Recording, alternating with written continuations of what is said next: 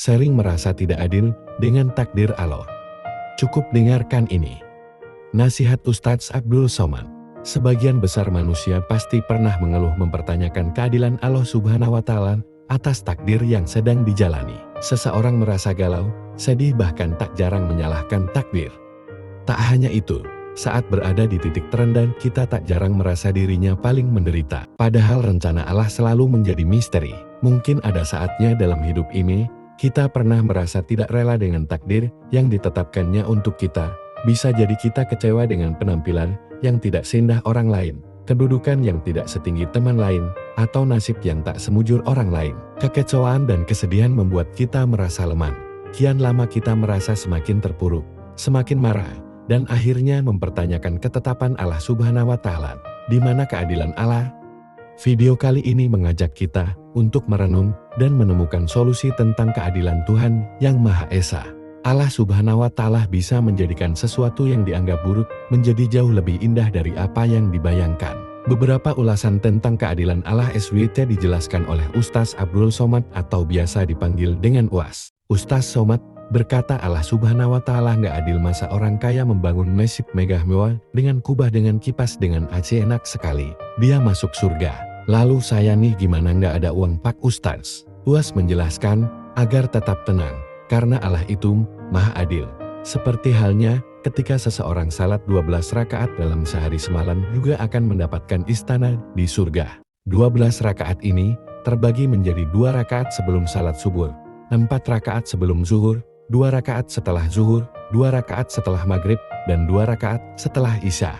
Jika seseorang tidak bisa membangun masjid ataupun tidak bisa salat 12 rakaat, maka masih ada jalan yang lain. Siapa yang merawat 3 anak perempuan, dididik dengan baik, nikahkan dengan baik-baik, buat baik, sampai mati maka masuk surga. Di mana letak keadilan Allah? Manusia tidak boleh dengki dan marah kepada Allah, harus percaya dengan takdir baik dan takdir buruk. Karena Allah Subhanahu wa Ta'ala memberikan takdir kepada hambanya sudah ada kelebihannya sendiri. Ada yang dilebihkan dalam urusan rezeki, ada yang dilebihkan dalam hal ilmu, dan sebagainya. Contohnya beberapa cerita Nabi seperti halnya Nabi yang memiliki kekuasaan seperti Nabi Daud. Nabi Sulaiman merupakan raja yang menguasai timur dan barat. Tetapi ada pula Nabi yang tidak diberi kuasa, hanya diberikan cobaan berat melalui sakit hingga keluar ulat dari kulitnya, yakni Nabi Ayub. Adapun Nabi yang tidak memiliki kuasa, tetapi diberi keindahan luar biasa yakni Nabi Yusuf. Kata Ustadz Abdul Somad, semua yang dibagi Allah Subhanahu wa Ta'ala pada kita ini ada contoh model yang kita ikut. Konta yang handsome tengok Nabi Yusuf, yang memiliki kuasa tengok Nabi Daud, yang sakit tengok Nabi Ayub. Tidak jarang manusia menganggap Tuhan tidak adil karena memberi sesuatu yang lebih pada satu pihak, menyediakan kemudahan pada seseorang dan memberi kesulitan pada lainnya. Secara sederhana, bencana, penyakit, iklim buruk seolah merupakan bentuk ketidakadilan Tuhan. Tapi seorang muslim harus meyakini adil adalah salah satu sifat Allah Subhanahu wa Ta'ala, dan tidak adil menjadi sesuatu yang mustahil baginya. Saya pernah, mungkin juga Anda pernah, atau bahkan mungkin semua manusia pernah. Apakah salah? Tentu saja salah. Itu menyalahi klaim Tuhan. Tuhan mengklaim dirinya Maha Adil, jadi sangat tidak mungkin baginya bertindak tidak adil. Tunggu, jangan marah atau sedih dulu. Ingat, tidak semua perasaan salah itu buruk, apatah lagi berujung di neraka. Kabar baiknya, Tuhan tidak menghukumi perasaan manusia yang buruk, apatah lagi yang salah.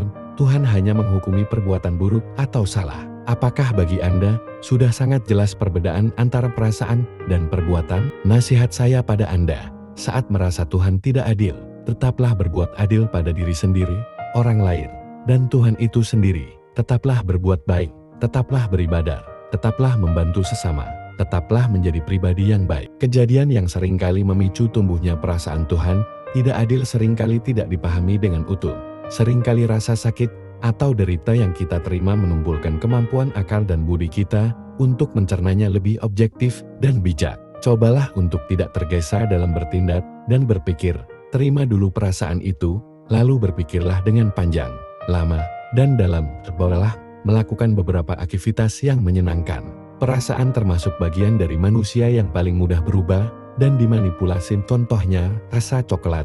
Rasa coklat sejati adalah pahit, tapi bukankah dalam benak Anda hanya bisa menerima rasa coklat yang manis, masih belum hilang perasaan itu. Silahkan tinggalkan komentar ya, jangan lupa untuk klik tombol subscribe.